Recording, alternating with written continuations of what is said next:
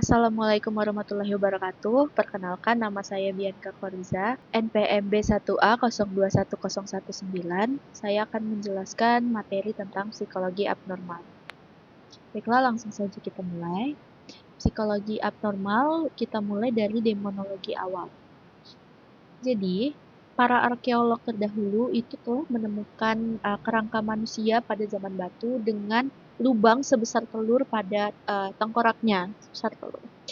Nah, interpretasi yang muncul terhadap lubang tersebut adalah bahwa nenek moyang kita pada zaman prasejarah itu percaya bahwa ada suatu perilaku abnormal yang merefleksikan adanya pengaruh dari serangan roh-roh jahat.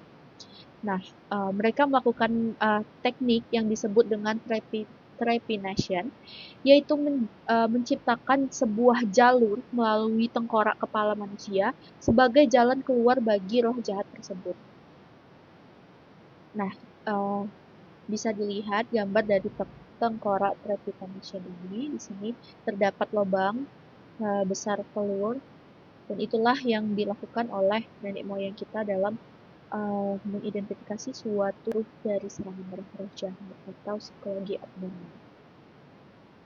Kemudian tata cara trepanation ini ada ilustrasinya, dapat kita lihat bersama bahwa ada seseorang yang menggunakan semacam palu dan juga pahat untuk melubangi tengkorak kepala manusia dalam rangka melakukan trepanation ini.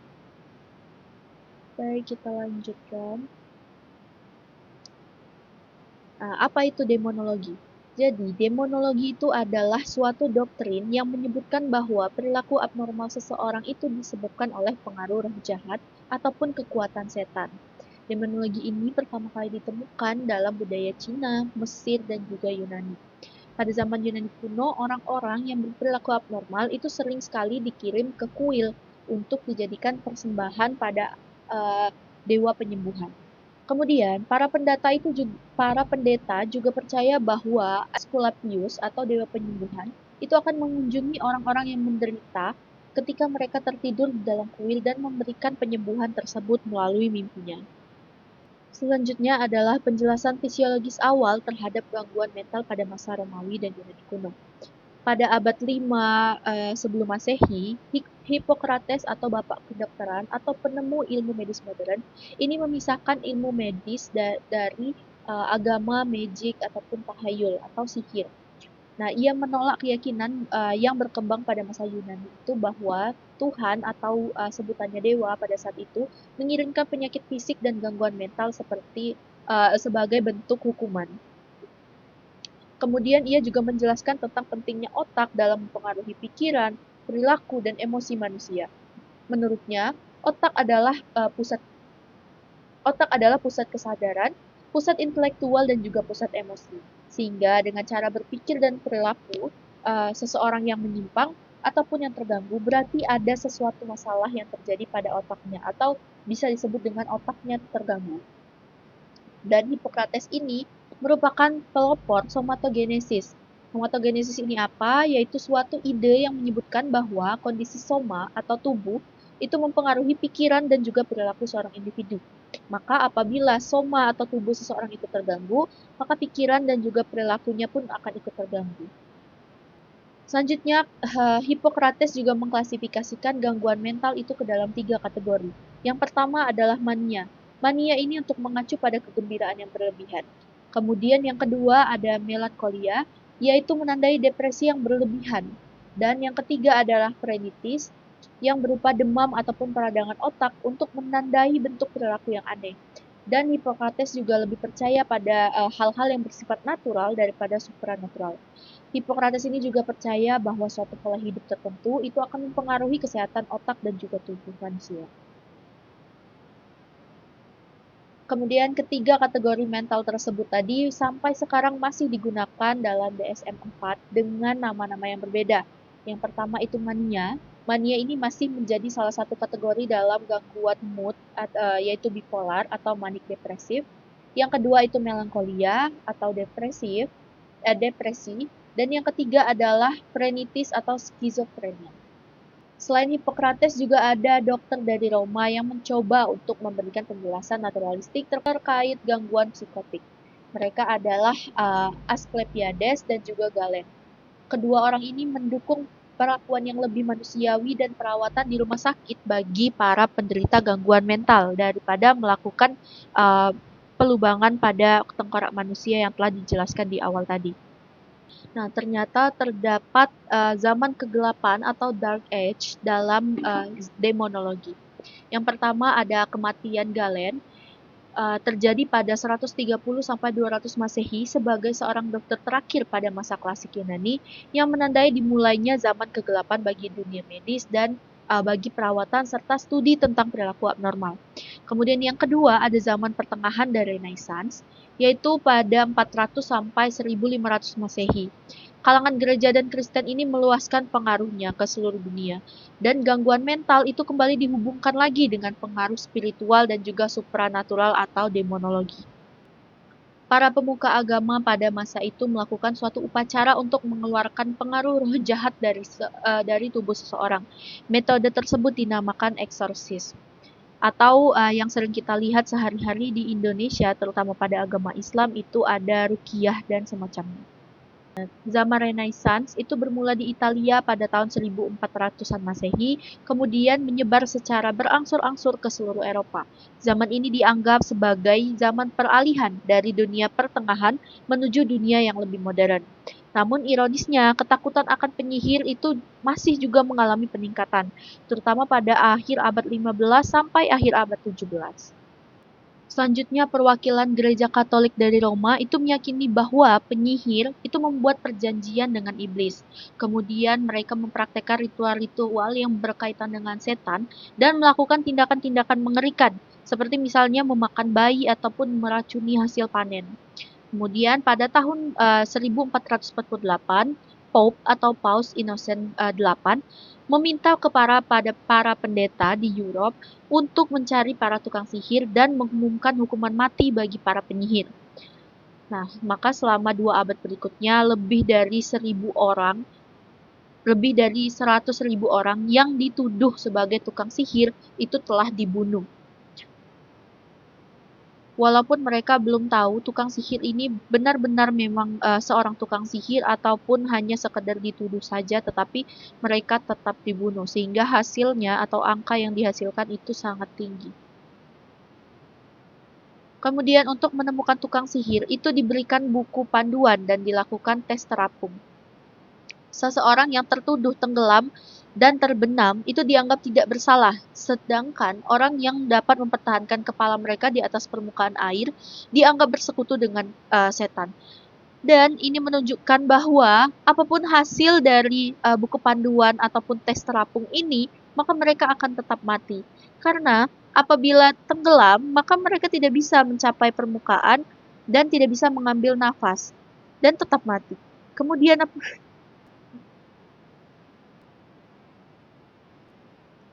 Dan apabila mereka berusaha untuk menyelamatkan diri mereka dengan cara berenang ke permukaan air untuk mengambil nafas, maka mereka akan dianggap bersekutu dengan iblis. Dan yang berarti mereka akan tetap dibunuh. Maka apapun hasilnya mereka akan tetap mati. Kemudian witch hunting ataupun memburu para penyihir ini baru mereda pada abad 17 dan 18. Nah, di Spanyol pada tahun 1610 terdapat berbagai tuduhan terhadap tukang sihir yang ditangkap dan dinyatakan batal. Kemudian di negara lain ada di Swedia dan di Prancis. Pada tahun 1649 di Swedia, Queen Christina memerintahkan untuk membebaskan semua tukang sihir kecuali mereka yang benar-benar terbukti melakukan pembunuhan. Kemudian di Prancis pada tahun 1682, Raja Louis mengeluarkan dekret tentang pembebasan tukang sihir. Dan eksekusi terakhir terhadap tukang sihir dilakukan di Swiss pada tahun 1782 sampai akhir zaman pertengahan. Dan semua penderita gangguan mental itu dianggap sebagai seorang tukang sihir. Kemudian kita akan membahas awal dari pembangunan Asilums. Asilums ini kurang lebih adalah sebagai rumah sakit jiwa. Jadi jauh dari sebelum Barat itu mengenal metode penyembuhan penyakit jiwa, dan juga tempat perawatannya, Pada abad ke-8 di kota Baghdad, menurut Syekh Ibrahim PhD, dalam bukunya yang berjudul Islamic Medicine, 100 Years Ahead of Its Times, di rumah sakit jiwa atau Insan Asylum, telah didirikan para dokter dan juga psikolog Islam dan beberapa abad sebelum peradaban Barat menemukannya. Hampir semua di kota besar di dunia Islam pada era keemasan itu telah memiliki rumah sakit jiwa. Selain Baghdad, di ibu kota Kekhalifahan Abbasiyah, Insan Asylum atau rumah sakit jiwa itu juga terdapat di kota Fez dan juga kota Maroko. Selain itu, rumah sakit jiwa ini juga sudah berdiri di Kairo, Mesir pada tahun 800 Masehi. Kemudian pada abad ke-13, kota Damaskus dan juga Aleppo Suriah telah memiliki rumah sakit jiwa. Nah, selanjutnya adalah pembangunan asilum atau rumah sakit jiwa selama Renaissance atau zaman pencerahan. Pada abad 15 dan 16, Eropa mulai melakukan pemisahan dengan serius antara penderita gangguan mental dari kehidupan sosialnya. Maka di sana dibangunlah suatu tempat penampungan yang disebut dengan asilum. Di asilum itu ditampunglah dan dirawat penderita gangguan mental dan juga para gelandangan. Mereka dibiarkan untuk tetap bekerja, tetap menjalankan hidup, dan tidak memberikan suatu aturan hidup yang jelas kepada mereka. Kemudian tahun 1547, Henry ke-8 membangun London Hospital of St. Mary of Bethlehem, kemudian dikenal dengan nama Bethlehem. Kata yang umum digunakan pada saat itu untuk menyebut suatu rumah sakit, sebagai suatu rumah sakit pasien gangguan mental. Kondisi di Bethlehem itu saat itu cukup menyedihkan, karena suasananya sangat bising. Penghuninya dirantai di tempat tidur mereka, kemudian dibiarkan terbaring di tengah kotoran mereka sendiri, atau dibiarkan juga berkeluyuran tanpa ada yang membantu mereka sama sekali. Kemudian Bethlehem ini berkembang menjadi hiburan masyarakat untuk dapat mencela dan juga menonton tingkah laku orang yang sakit jiwa tersebut. Bethlehem sendiri kemudian menyediakan tiket untuk dijual ke masyarakat untuk dapat melihat orang-orang yang sakit itu. Kemudian kita akan bahas tentang gerakan reformasi, The Insane Asylum. Konsep baru tentang gangguan dan penyakit mental ini baru muncul dalam Revolusi Amerika dan Prancis sebagai bagian dari proses pencerahan atau Renaissance, bidang rasionalisme, humanisme, dan demokrasi politik. Orang yang gila atau insane kemudian dianggap sebagai orang sakit. Kemudian di Italia dan Muller di Jerman, menyuarakan tentang treatment di rumah sakit yang lebih humanis atau lebih manusiawi. Tetapi perwujudan konsep baru dalam bidang ini dipelopori oleh seorang yang bernama Philippe Pinel. Pinel ini kemudian memulai pekerjaannya dari Asylum Paris yang bernama La Bicêtre pada tahun 1793. Kemudian pada tahun 1995 dia ditempatkan di Salpêtrière, yaitu rumah sakit jiwa khusus untuk wanita. Kemudian ia membebaskan pasien dari kata rantai dan pasung dan memperlakukannya sebagai seseorang yang sakit dan tidak diperlakukan lagi seperti seekor hewan. Kemudian Pinel juga berpendapat bahwa rumah sakit itu seharusnya merupakan tempat treatment atau tempat perawatan, bukanlah tempat untuk mengurung seseorang yang sakit. Menurutnya juga, pasien gangguan mental ini pada dasarnya hanyalah orang normal yang selayaknya didekati dengan perasaan iba, kemudian memahami perasaan mereka dan memperlakukan mereka sesuai dengan martabatnya sebagai seorang individu atau seorang manusia. Pinel juga menentang adanya hukuman dan pengusiran bagi para penderita gangguan mental. Apakah perilaku abnormal itu? Nah, untuk mengetahui apa jawabannya, maka saya akan menjelaskan beberapa perspektif. Yang pertama adalah statistical infrequency. Perspektif ini menggunakan pengukuran statistik yang dimana semua variabel yang akan diukur itu didistribusikan ke dalam suatu kurva normal atau kurva yang berbentuk lonceng. Nah, kebanyakan orang yang berada pada bagian tengah kurva, sebaliknya abnormalitas ditunjukkan, kebanyakan orang akan berada di bagian tengah kurva, dan sebaliknya abnormalitas ditunjukkan pada distribusi di kedua ujung kurva.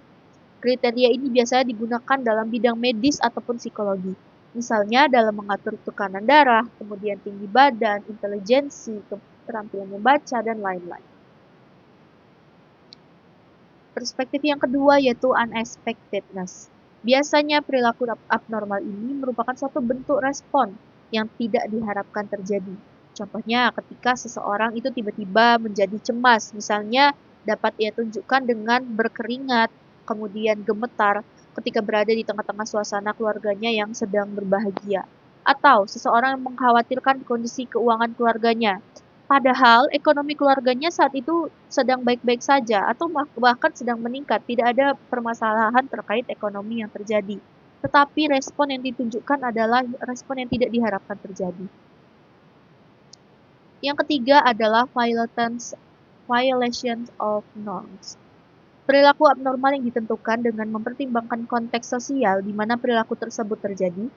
Jika perilaku tersebut sesuai dengan norma yang ada di dalam masyarakat, maka itu artinya adalah normal. Namun sebaliknya, apabila bertentangan dengan norma yang berlaku, artinya abnormal. Kriteria ini mengakibatkan definisi abnormal yang bersifat relatif, tergantung pada norma masyarakat dan budaya pada saat itu. Misalnya di Amerika, pada tahun 1970-an, homoseksual itu merupakan suatu perilaku abnormal. Tapi pada zaman sekarang, homoseksual tidak lagi dianggap abnormal di Amerika. Malah itu sudah dianggap sebagai hal yang biasa dan banyak sekali masyarakat dari Amerika yang mendukung kegiatan homoseksual atau LGBT+ itu. Kemudian ada personal distress. Perilaku ini dianggap abnormal apabila hal itu menimbulkan penderitaan dan kesengsaraan bagi individu. Dan tidak semua gangguan atau disorder yang melakukan distress. Misalnya, gangguan antisosial yang mengancam atau melukai orang lain tanpa menunjukkan suatu rasa bersalah atau kecemasan. Atau juga tidak semua penderitaan atau kesakitan merupakan abnormal. Misalnya seseorang yang sedang sakit karena disuntik. Kriteria ini bersifat subjektif karena susah untuk menentukan standar tingkat distress seseorang agar dapat diberlakukan secara umum. Atau sulit juga untuk mengetahui tingkat rasa sakit atau pain tolerance seseorang. Bisa jadi ada yang ketika disuntik itu merasakan sakit yang amat dalam, dan ada juga orang yang tidak terlalu merasakan sakit dan menganggap disuntik itu tidak sakit. Kemudian ada disability.